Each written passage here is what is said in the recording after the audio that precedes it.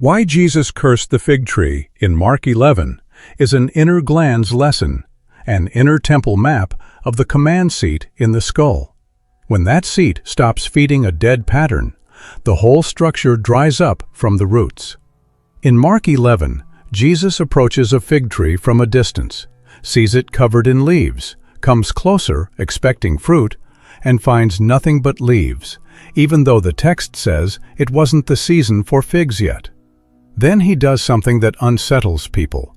He speaks directly to the tree, and by the next morning, it's dead from the roots up. You've had patterns in you that looked alive, busy, green, convincing. But when you got close, when you went looking for something real that could actually nourish you, there was nothing there. So why does Jesus approach hungry, find only leaves, speak one decree, and the next morning it's finished at the root?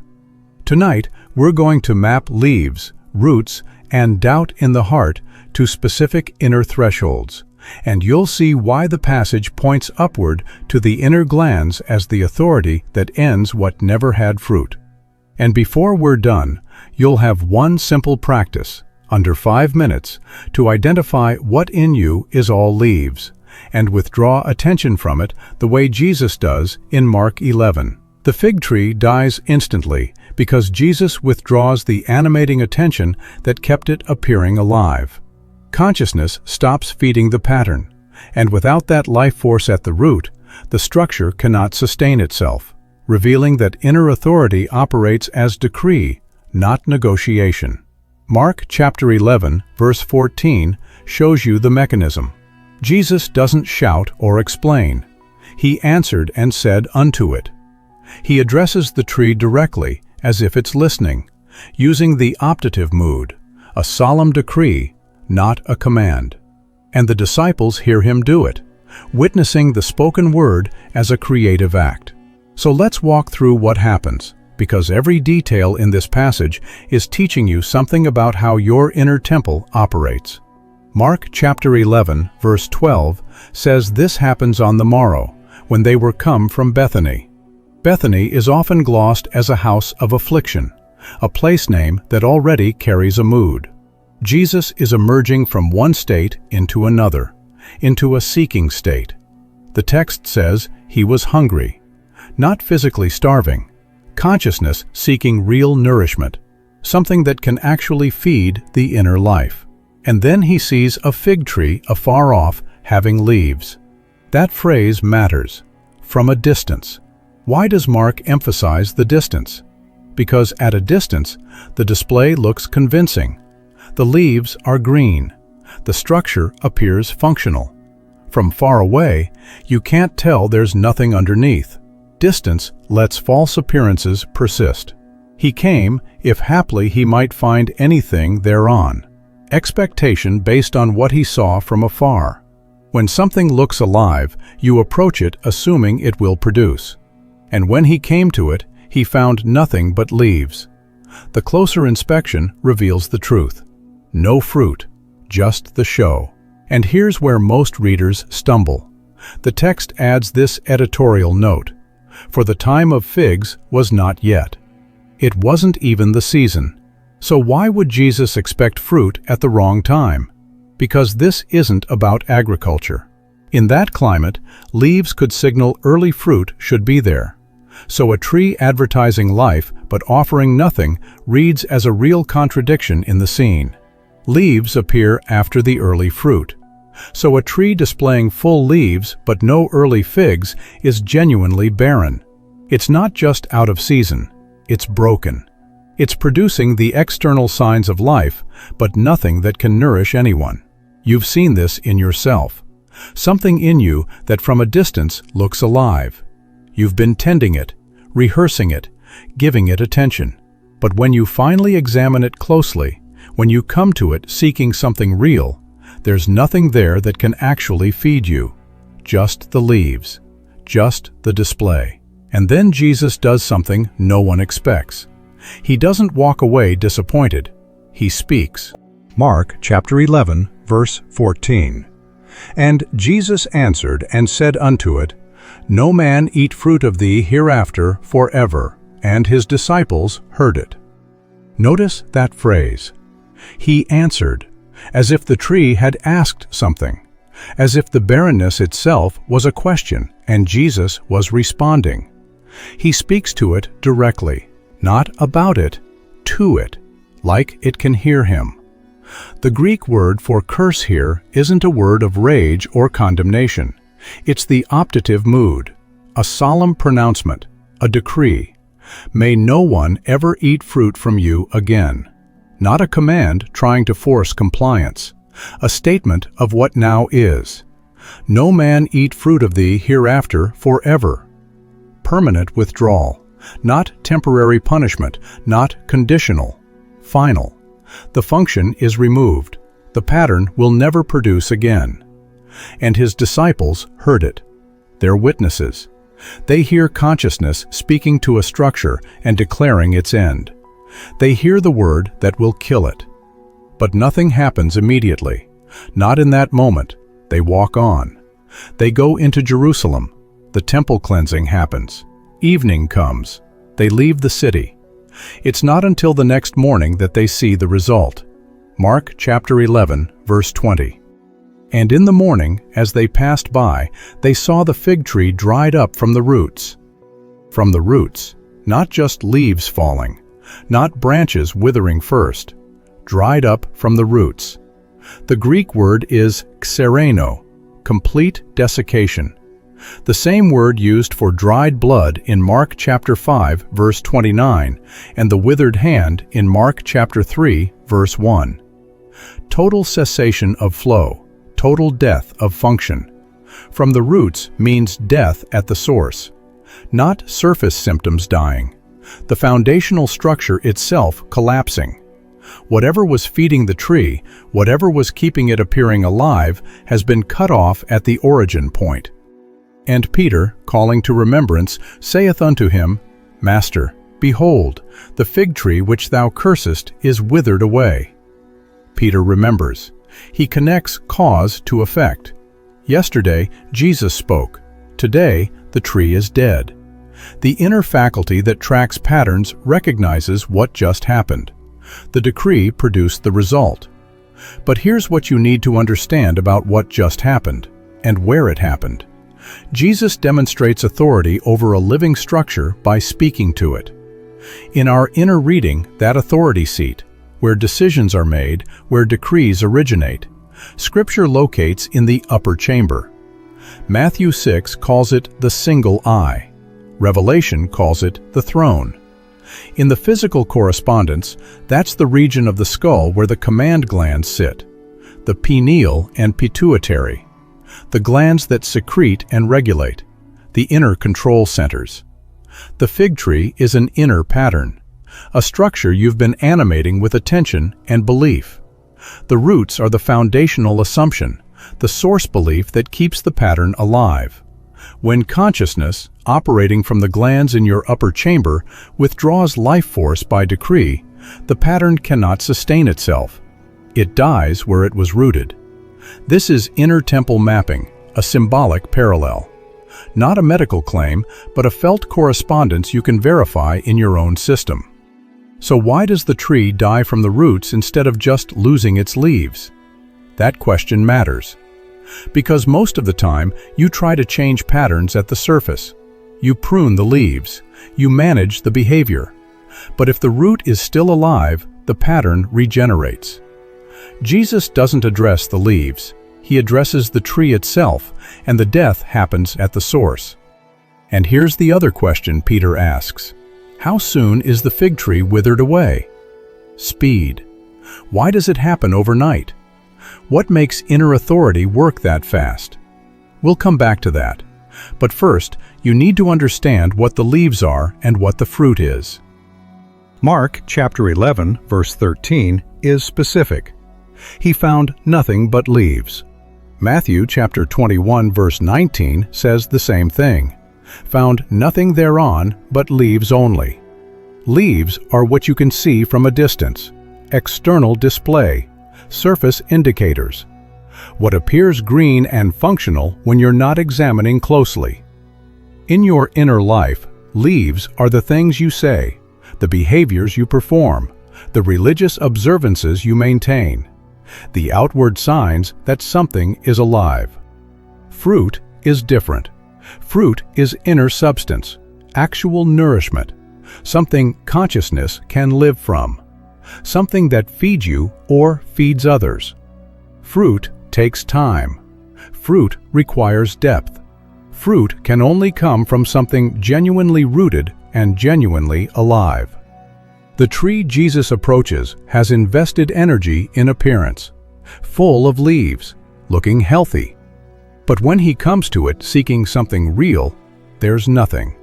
No fruit, just the show. You know this feeling. You've had patterns in you that looked impressive from a distance. Spiritual talk without inner transformation. Religious activity without actual change. Busyness that produces nothing you can live from. All leaves. And here's the key. Jesus saw the tree from afar. That distance matters. Why does Mark emphasize it? Because distance lets false appearances persist. From far away, the leaves look convincing. The structure seems functional. It's only when you approach closely, when consciousness examines it up close, that you discover there's nothing underneath. Most patterns in you survive because you never examine them closely. You see them from a distance, they look alive, and you assume they're producing something. But when you finally approach them, when you test them for actual fruit, you find they've been empty the entire time. They never produced anything real. They only displayed the signs. The hunger Jesus feels is important too. He was hungry. He went to the tree seeking nourishment. There's a part of you that knows when something is genuinely nourishing and when something is just appearance. That hunger is the inner knowing that can't be fooled by leaves. It demands fruit. It demands substance. Genesis chapter 3 verse 7 gives you another layer. After the fall, Adam and Eve took fig leaves and made themselves aprons. Fig leaves as covering, as hiding. They used the display to cover their condition. They couldn't produce fruit anymore, so they produced leaves. They covered barrenness with external show. This is what the tree represents. Something that displays life but produces nothing real. Something that from a distance looks like it should feed you, but up close reveals its emptiness. And Jesus, operating from the inner authority seat, refuses to continue feeding it. So if the leaves are what you display and the fruit is what's actually there, what are the roots? Mark chapter 11 verse 20. They saw the fig tree dried up from the roots, not just withered at the branches, not leaves falling off, dried up from the roots. The ESV translates it withered away to its roots. The death originates at the source. Roots are foundational. Roots are where the structure draws life. Roots are hidden, underground, out of sight. In your inner temple, the root is the core assumption, the foundational belief that sustains a pattern. It's the source conviction that keeps the whole structure appearing alive. You can prune leaves, you can modify behavior, you can manage surface symptoms, but if the root is still alive, the pattern comes back. It regenerates. The leaves grow again. The appearance returns, because you never addressed the source. Jesus doesn't speak to the leaves. He doesn't tell the branches to stop growing. He speaks to the tree itself, and the decree reaches the root. When the root dies, the entire structure collapses. There's no regenerative source left. This is why surface changes don't last. New Year's resolutions, behavior modification, willpower strategies. You're working at the leaf level. You're trying to prune the display, but the root belief is still alive. The foundational assumption that animates the pattern is still being fed. So the pattern returns. Job chapter 19 verse 28 talks about the root of the matter being found in me. Proverbs chapter 12 verse 3 says, "A man shall not be established by wickedness, but the root of the righteous shall not be moved." Isaiah chapter 53 verse 2 says, "He shall grow up as a root out of dry ground." Scripture consistently uses root as the foundational source that determines what grows above. When Jesus' word reaches the root, when the decree penetrates to the source belief, the pattern has nowhere to hide. It can't regenerate. It's finished. From the roots. Mark chapter 11 verse 23 connects this to the heart. Jesus says, "Whosoever shall say unto this mountain, Be thou removed, and be thou cast into the sea, and shall not doubt in his heart." The heart is the depth location, not surface mind, not conscious thought. The heart is where belief or doubt actually lives. It's the gut level, the visceral core. Scripture repeatedly locates knowing and decision at two centers: the skull, the upper chamber, the single eye, the throne, and the belly, the bowels, the heart in Hebrew thought as visceral depth. When Mark says, "Doubt not in his heart," that's not the physical heart. It's the deep gut, the inner knowing place. Colossians chapter 3 verse 12 says, "Put on bowels of mercies." The Greek word is splachna, intestines, the visceral core. Your roots, your foundational beliefs live here. In the belly, in the gut knowing, not in your conscious thoughts. Deeper. When Jesus' decree from the upper chamber reaches the gut root, when the word from the glands penetrates to the belly source, the pattern has no foundation left. It dies completely. From the roots. This is where most teaching stops. But Scripture goes deeper. The roots aren't in your head. They're lower. They're in the visceral core where beliefs actually live, where you know things before you think them, where conviction sits deeper than conscious awareness. And when the decree from above reaches the root below, death is instant. Which brings us to the question Peter asked. But here's what nobody talks about: why it happened so fast. Matthew chapter 21, verse 20. "And when the disciples saw it, they marveled, saying, How soon is the fig tree withered away? Speed, overnight. One decree spoken in the late afternoon, and by the next morning the tree is dead from the roots." Peter marvels. How soon? How fast? What makes this work so quickly? And Jesus immediately pivots to the teaching that explains the mechanism. Mark chapter 11, verse 22. "And Jesus answering saith unto them, Have faith in God." The Greek is interesting here. Echete, pistin, theou. Literally, have faith of God. Not faith in God, like you're trying to believe an external deity will act. Faith of God, possessive. The kind of faith God has, the way God operates. How does God operate? Genesis 1. "And God said, Let there be light, and there was light." Speaking, and it becomes so. No lag, no negotiation. The word and the reality are simultaneous. That's faith of God, operating as consciousness that speaks and sees the result instantly. Mark chapter 11, verse 23. "For verily I say unto you, that whosoever shall say unto this mountain, Be thou removed, and be thou cast into the sea, and shall not doubt in his heart, but shall believe that those things which he saith shall come to pass, he shall have whatsoever he saith."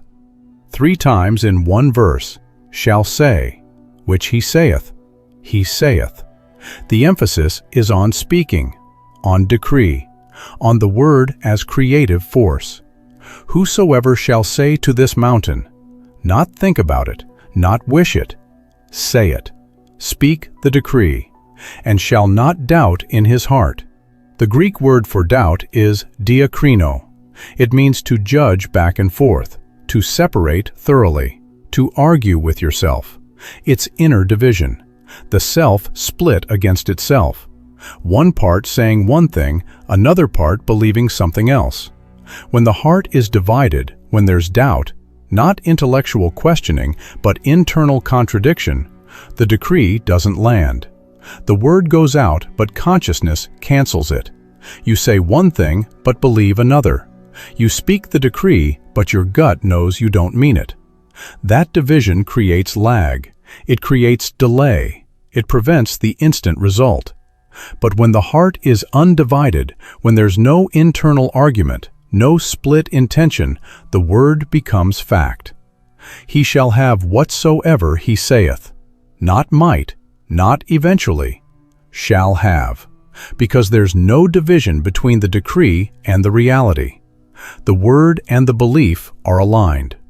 This is why the fig tree withered overnight. There was no doubt in Jesus' heart, no internal division. When he spoke to the tree, his entire system was aligned. Upper chamber to visceral root, decree to belief, word to conviction. No gap, no lag. The pattern died instantly because nothing in him contradicted the decree. Peter saw something most people miss. He saw the speed. He recognized that inner authority, when undivided, produces instant results. And Jesus used that recognition to teach the mechanism. This is how the inner temple operates. This is how consciousness creates reality. Through aligned decree. Through words spoken from a heart that doesn't doubt. Mark chapter 11, verse 24 takes it further. Therefore I say unto you, what things soever ye desire, when ye pray, believe that ye receive them, and ye shall have them. Believe that ye receive them. Not believe you will receive. Believe you have received. Past tense. Assumption of completion. The inner state precedes the outer manifestation. You don't wait for the pattern to die and then believe it's dead. You believe it's dead, and consciousness conforms to that belief. This is the inner law Jesus is revealing. When your upper chamber speaks and your visceral root doesn't contradict, when the glands issue the decree and the belly knows it's true, the pattern cannot survive. It withers from the source, instantly. Doubt in the heart is inner division. Your nervous system split against itself. When you decree one thing but believe another, your system stays in conflict. But when there's coherence between what your upper chamber decrees and what your gut knows, the pattern shifts immediately. The vagus nerve, the wandering nerve that Scripture might call the inner pathway, runs from skull to belly, connecting the command center to the visceral root. When there's alignment between decree and conviction, when the word from above matches the knowing below, the system operates as one, and that's when patterns die instantly. You can test this today, not by forcing belief, but by noticing where you're divided, where you say one thing and believe another, where the decree from your head doesn't match the conviction in your gut. That division is what keeps patterns alive. That split is what the fig tree teaches you to end. So the question becomes, what in you is still getting fed? The fig tree teaches you this. Some things in you will never produce fruit. They looked alive from a distance. They displayed all the right signs. You tended them. You rehearsed them. You gave them attention and belief. But when you examined them closely, when you tested them for actual substance, there was nothing. Just leaves. Just the show. And you've been keeping them alive, not because they nourish you, not because they produce anything real, but because withdrawing life force from something that appears alive feels wrong. It feels harsh. It feels like destruction. But the curse wasn't anger. It was clarity. Jesus didn't rage at the tree. He didn't punish it for failing. He simply refused to continue treating barrenness as if it were life. He withdrew the animating attention. He stopped feeding the false appearance. And without that life force at the root, the structure couldn't sustain itself. What dies when you stop feeding it? Not suppressed, not managed, not controlled through willpower. Actually withered at the root, dead at the source, finished. You have patterns like this. Inner structures that consume energy but produce nothing you can live from. Beliefs that looked true from a distance, but up close reveal their emptiness. Habits that display activity but generate no actual fruit. And you've been maintaining them, feeding them, giving them the attention and conviction that keeps them appearing alive. The fig tree is your permission to stop.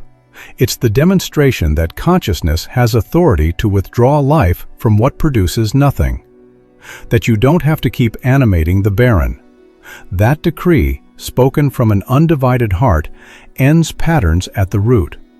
Your inner authority operates as decree when the heart is undivided. Not negotiation, not gradual improvement. Decree, the word spoken with full alignment. Upper chamber to visceral root. No internal division, no arguing with yourself. Just the clear statement of what now is. So here's what you do with this. First, identify one inner pattern that has leaves but no fruit. Something you maintain, something that appears functional from a distance. But when you examine it closely, it produces nothing you can actually live from. Name it clearly. See it for what it is. Second, notice where you feel it in your body when you think about withdrawing attention from it. Is there resistance in your jaw? Tightness in your belly? That's the root location. That's where the foundational belief lives. Don't fight it. Just mark it. Notice it. Third, speak to it once, clearly, the way Jesus spoke to the tree. Not shouting, not begging, not negotiating, just one sentence. I withdraw life from this pattern. Then notice your breath after you say it. Notice what shifts. Notice if there's resistance or if there's clarity. Before sleep tonight, scan for inner division. Where are you saying one thing and believing another? Where is your upper chamber decreeing something your gut doesn't accept? That's the doubt in your heart. Don't fight it. Just notice it. Mark it. Then breathe slowly 3 times, letting your skull and your belly align on one thing. The pattern you named is no longer fed. Let that be true in both places, upper chamber and visceral root. Let the decree and the conviction match. If this feels too sharp, slow it down. Just notice what has leaves but no fruit for 3 days before you speak to it. Let awareness do the work first. Let the close examination reveal the barrenness. Then, when you're ready, withdraw the life force. This practice mirrors the passage exactly. Jesus saw the tree. He approached it. He examined it closely. He found it barren. He spoke the decree. And by morning, it was dead from the roots. You're doing the same thing. Seeing, approaching, examining, speaking, and then noticing what dies when you stop feeding it. Some things in you will never produce fruit. The curse isn't punishment, it's clarity. It's the refusal to waste life force on what will never nourish you. And when you speak from an undivided heart, when your entire system aligns on the decree, the pattern withers at the root. Not gradually, not eventually, by morning.